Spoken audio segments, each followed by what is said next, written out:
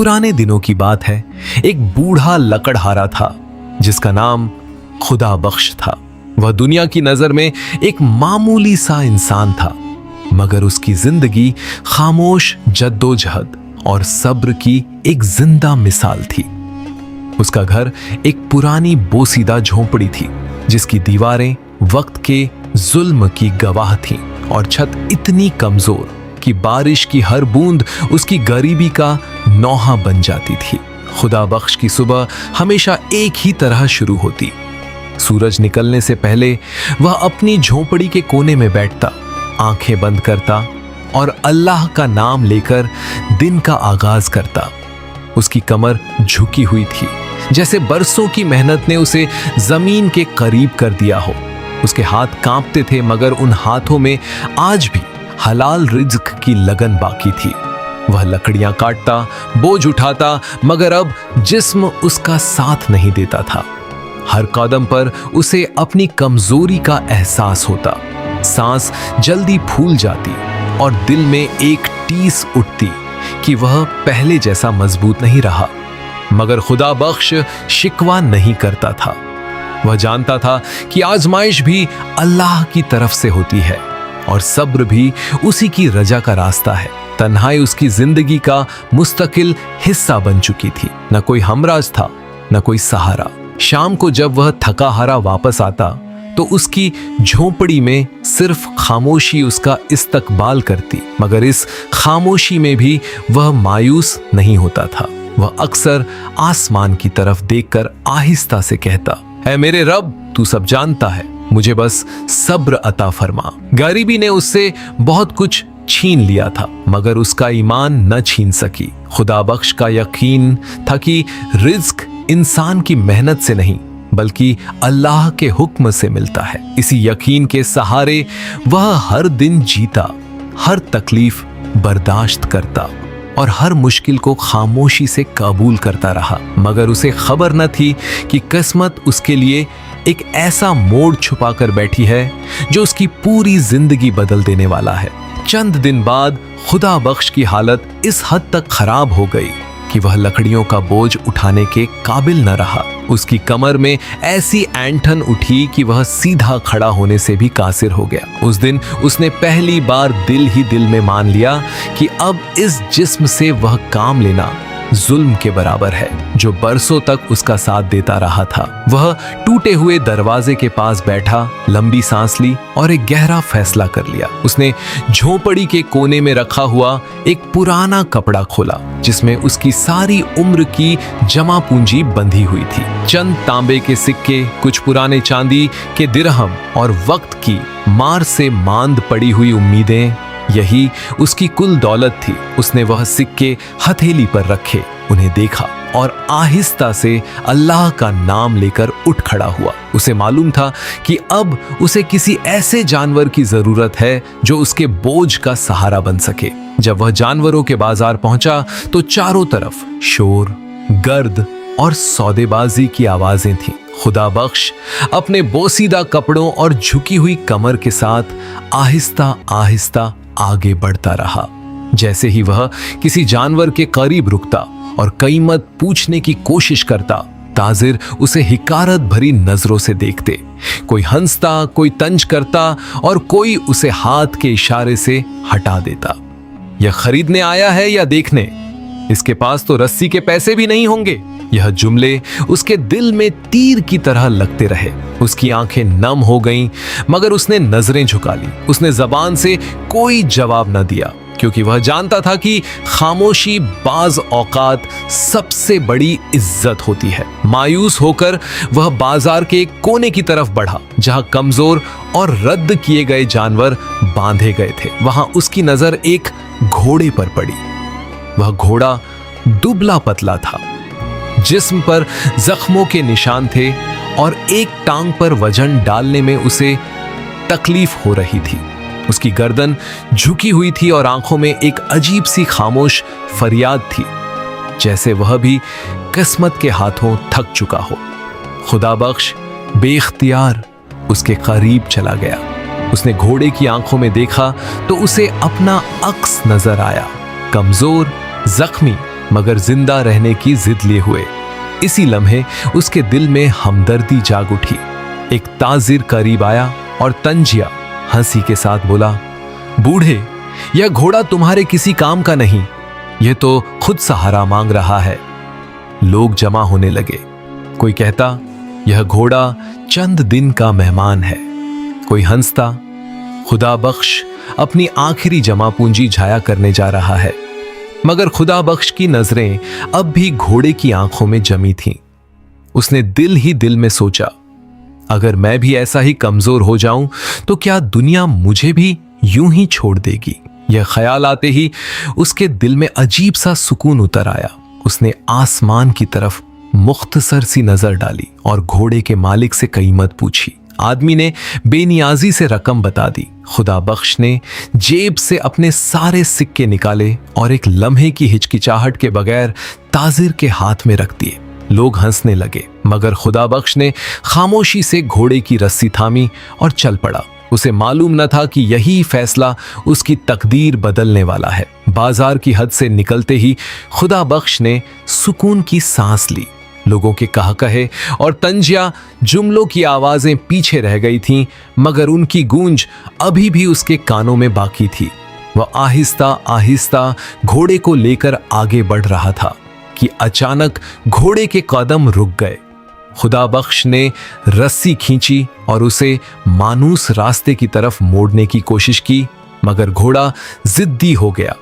उसने अपना सर घुमाकर एक ऐसे रास्ते की तरफ रुख किया जो सुनसान, तंग और खौफनाक दिखाई देता था। बख्श के दिल में एक अजीब सी लहर दौड़ गई। यह रास्ता अजनबी था, खामोशी से भरा हुआ, और उस पर कदम रखते ही दिल घबरा जाता था। उसने घोड़े को रोकने की कोशिश की, मगर जख्मी होने के बावजूद घोड़े के कदम मजबूत थे।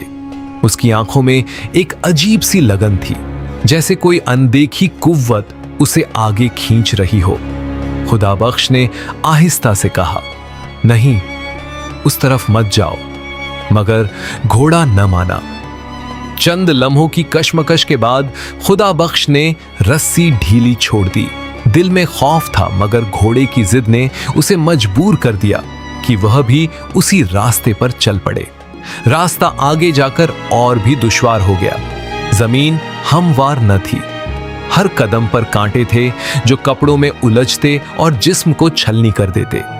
नुकीली चट्टानें रास्ते में बिखरी हुई थीं और जगह जगह गहरे गड्ढे थे जो जरा सी लग्जिश पर जान ले सकते थे। खुदा बख्श की सांस तेज हो गई, कमर दर्द से जलने लगी, मगर घोड़ा बिना रुके आगे बढ़ता रहा। अचानक एक लम्हा ऐसा आया जब खुदा बख्श का पांव एक ढीले पत्थर पर पड़ा। उसका तवाजुन बिगड़ गया और वह जोर से जमीन पर गिर पड़ा। उसकी टांग चट्टान से टकराई और तेज दर्द की लहर पूरे जिस्म में दौड़ गई। उसके मुंह से बेख्तियार कराह निकल गई। खून की गर्म बूंदें मिट्टी में जज्ब हो गईं। वह जमीन पर बैठा हांफता रहा। आंखों के सामने अंधेरा सा छा गया। उसने थके हुए दिल से सोचा, शायद उसने गलत फैसला कर लिया था। बाजार की हंसी, लोगों की बातें और अपनी कमजोरी सब एक साथ याद आने लगे। मायूसी आहिस्ता आहिस्ता उसके दिल पर कब्जा करने लगी। उसने जख्मी टांग को थामकर आसमान की तरफ देखा। उसके होंठ हिले, मगर आवाज न निकली। यह उसकी पहली बड़ी आजमाइश थी। जमीन पर गिरा हुआ खुदा बख्श कुछ देर तक हिल भी न सका। टांग का दर्द अब जिस्म की हर रग में सरायत कर चुका था। उसने आंखें बंद कर ली और दिल ही दिल में सोचा, शायद यह रात उसकी जिंदगी की आखिरी रात हो। वीरान रास्ते में न कोई मदद थी, न कोई आवाज जो उसका नाम पुकारती। उसके जहन में एक एक करके तस्वीरें उभरने लगी। बाजार की हंसी, ताजिरों की तंजिया नजरें, वह आवाजें जो उसे बेवकूफ कह रही थीं। उसकी आंखों के किनारों से गर्म आंसू बहने लगे। वह मिट्टी में गिरते गए और उसके चेहरे को गीला करते गए। उसने कमजोर आवाज में कहा, ऐ अल्लाह, अगर यही मेरा अंजाम है तो मुझे तन्हा न छोड़ना। इसी लम्हे उसे कदमों की आहट महसूस हुई। उसने थकी हुई आंखें खोली तो देखा कि घोड़ा चंद कदम आगे जाकर रुक चुका था। वह पीछे मुड़ा हुआ था और खामोशी से खुदा बख्श की तरफ देख रहा था। उसकी आंखों में खौफ नहीं था, बल्कि एक अजीब सा एतिमाद था, जैसे वह कह रहा हो कि सफर अभी खत्म नहीं हुआ। खुदा बख्श ने यह मंजर देखा तो उसके दिल में एक हल्की सी जुम्बिश पैदा हुई। उसे यूं लगा जैसे घोड़ा नहीं, बल्कि उसका अपना ईमान उसे पुकार रहा हो। वह आहिस्ता आहिस्ता घसीटते हुए बैठा, फिर जमीन का सहारा लेकर खड़ा होने की कोशिश की। दर्द ने उसे चीखने पर मजबूर कर दिया, मगर उसने दांत भींच लिए। वह लड़खड़ाता हुआ खड़ा हो गया और गहरी सांस ली। उसने आसमान की तरफ देखा और दिल ही दिल में कहा, मैं तुझ पर भरोसा करता हूं मेरे रब, जो भी आगे है तेरी मर्जी से है। यह अल्फाज कहते ही उसके अंदर एक अजीब सी ताकत दौड़ गई। टांग अब भी दर्द कर रही थी, मगर दिल मजबूत हो चुका था। उसने रस्सी थामी और एक बार फिर घोड़े के साथ कदम बढ़ा दिया। यह उसकी मायूसी की इंतहा थी, मगर इसी लम्हे से उसके भरोसे का सफर शुरू हो चुका था। घोड़ा पहले की तरह बेचैन नहीं था, उसके कदम संभले हुए थे, जैसे वह अपनी मंजिल के करीब पहुंच चुका हो। वह खुदा बख्श को एक ऐसे तंग रास्ते की तरफ ले गया जो दो बुलंद चट्टानों के दरमियान दबा हुआ था। यह रास्ता इतना तंग था कि एक वक्त में बमुश्किल एक आदमी गुजर सकता था। खुदा बख्श ने जख्मी टांग के साथ मुश्किल से खुद को संभाला और चट्टानों का सहारा लेते हुए अंदर दाखिल हो गया। चंद कदम आगे बढ़ने के बाद अंधेरा आहिस्ता आहिस्ता छंटने लगा। ऊपर कहीं से हल्की सी रोशनी छनकर अंदर आ रही थी। जैसे ही वह इस रास्ते के आखिरी मोड़ पर पहुंचा, अचानक मंजर बदल गया। खुदा बख्श की सांस रुक सी गई। उसके सामने एक छुपी हुई वादी थी, खामोश, पुरासरार और हैरत अंगेज। वादी की दीवारों में सोने की चमकती हुई रगें साफ नजर आ रही थी। जमीन पर जगह जगह सोने के टुकड़े बिखरे हुए थे, जैसे किसी ने खजाना जानबूझकर छुपा कर रखा हो। सूरज की मदहम रोशनी इन टुकड़ों पर पड़कर ऐसा समा बांध रही थी कि आंखें चंधिया जाएं। खुदा बख्श को अपनी आंखों पर यकीन न आया। उसने पलकें झपकाईं, मगर मंजर वैसा ही था। इसी लम्हे उसके कदम खुद ब खुद लड़खड़ा गए और वह जमीन पर सजदे में गिर पड़ा। उसकी पेशानी मिट्टी से लग गई और आंखों से आंसू बहने लगे, मगर यह आंसू खौफ या दर्द के न थे, बल्कि शुक्र और आजिजी के थे।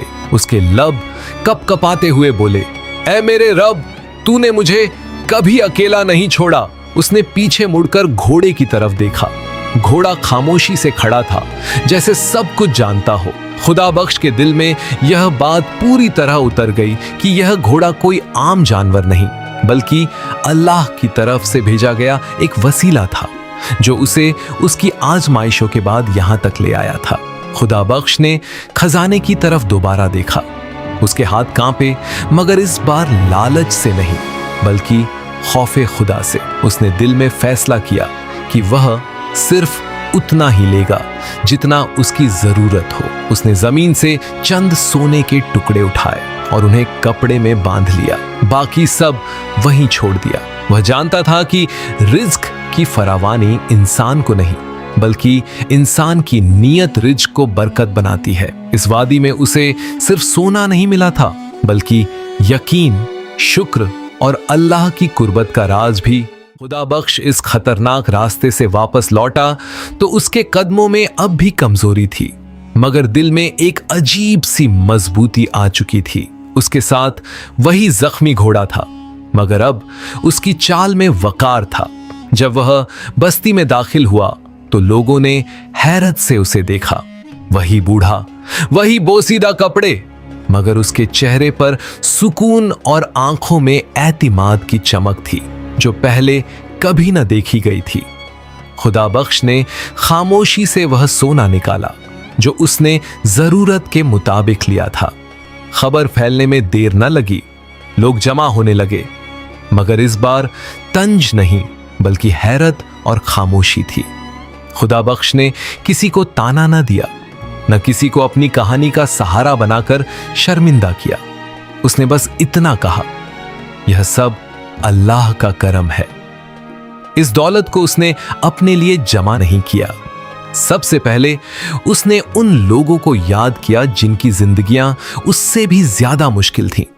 गरीबों को सहारा मिला, बेवाओं के चेहरों पर सुकून आया और मोहताजों की आंखों में उम्मीद जाग उठी। खुदा बख्श के हाथ में आई हुई नेमत अब कई घरों में रोशनी बनकर फैल गई। उसने अपने घोड़े के लिए भी खास इंतजाम किया, एक महफूज जगह, बेहतर खुराक और आराम। वह जानता था कि यह घोड़ा महज एक जानवर नहीं बल्कि उसकी निजात का जरिया था। दूसरी तरफ वह लोग जो पहले उसका मजाक उड़ाते थे, लालच में आकर उसी खजाने की तलाश में निकल पड़े, मगर उनके कदम भटकते रहे। जो रास्ता खुदा बख्श के लिए आसान हुआ था वह उनके लिए बंद हो गया। वह थके, जख्मी और खाली हाथ लौटे क्योंकि वह नियत के बगैर निकले थे। खुदा बख्श ने यह सब देखकर किसी पर हंसी न की।